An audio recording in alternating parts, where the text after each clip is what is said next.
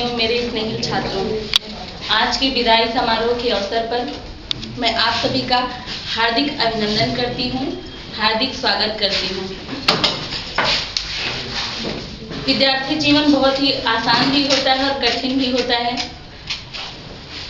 जब हम छोटे होते हैं तो हमें समझ नहीं होती और विद्यालय में जब आते हैं तो धीरे धीरे हमारी समझ बढ़ने लगती है।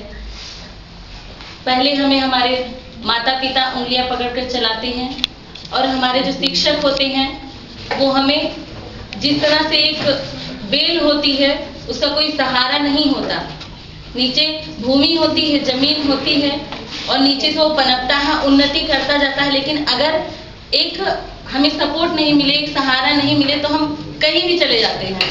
वो बेल फैल जाती है, नीचे फैलती जाती है लेकिन उसका कोई आधार नहीं होता है। लेकिन शिक्षक हमारे लिए एक आधार बनता है, हमारे लिए नींव बनता है हमें ऊपर तक जाने के लिए। जिस तरह एक बेल को हम एक लकड़ी का सहारा देकर ऊपर ले जाते हैं। और जो आसानी हमारे शिक्षकों से हम सीखते हैं, जो बातें सीखते हैं, पढ़ तो सभी लेते हैं, सबके माता पिता घर में ही पढ़ा सकते हैं, लेकिन विद्यालय में अगर हम सीखते हैं व्यवहार करना, कि हम जहाँ खड़े होते हैं, आपने मूवी देखी तो फिल्म में एक लाइन सुनी, मैं जहाँ खड़ा होता हूँ वहाँ से लाइन शुरू होती है। तो ये सच है कि आप जहाँ खड़े होते हैं वहीं से लाइन शुरू होती है, क्योंकि आपका व्यवहार बताता है, आपका व्यक्तित्व बताता है कि आप कहाँ से हैं, आपके माता पिता कैसे हैं, आप किस जगह से हैं, आपके शिक्षक कैसे थे।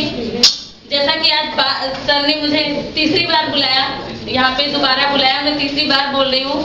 पता नहीं पहले क्या बोला था, बाद में क्या बोला, ये भी मुझे ध्यान नहीं है, क्योंकि जब हम यहाँ पे आते हैं तो ऐसा कुछ नहीं कि पहले से लिखा था, अचानक ही बोला सर ने मुझे कि यहाँ पे बोलना है, अशोक सर ने बोला। तो थोड़ा सा सुबह माइंड मेकअप कर लिया था कि अगर जाना पड़ेगा तो क्या बोलूंगी। और बच्चन जी की पंक्तियां मैं फिर से दोहराना चाहूंगी। पहले मैंने एक पैराग्राफ सुनाया था, अभी मैं 2 सुनाऊंगी आपको। लहरों से डरकर नौका पार नहीं होती, कोशिश करने वालों की कभी हार नहीं होती।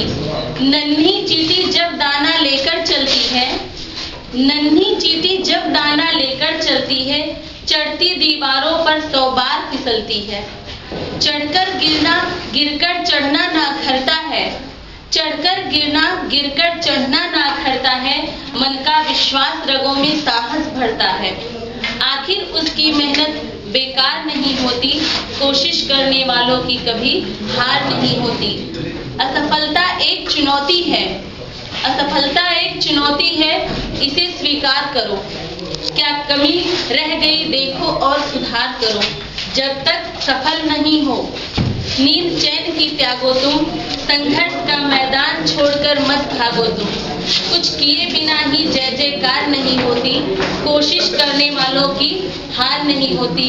अभी मुझे श्रीमद् भगवद गीता का एक और श्लोक याद आ गया है, आप लोगों को सुनाना चाहूंगी।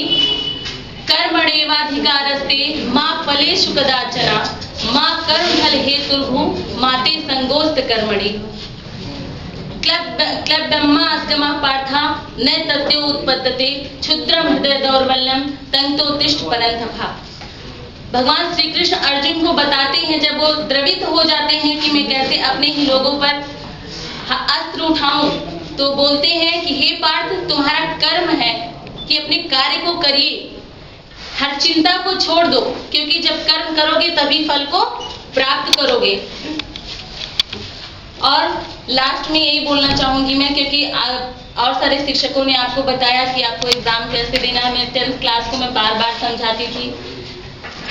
आए दिन मेरा प्रवचन मैं कहूंगी कि उनको बहुत सुनने को मिलता था, डांटती भी थी और उनको समझाती भी थी कि पहले आप पेपर दीजिए, जो प्रश्न आता है उसको पहले 2 लेखन सामग्री लेके जाओ, समय से पूर्व पहुंचो, अपने आपको जहां बैठना है वहां आप देख लीजिए एक दिन पहले जाके कहाँ आपका सेंटर है। तो ये सब चीजें मैं पहले भी बता चुकी हूँ और भी शिक्षकों ने बताया है।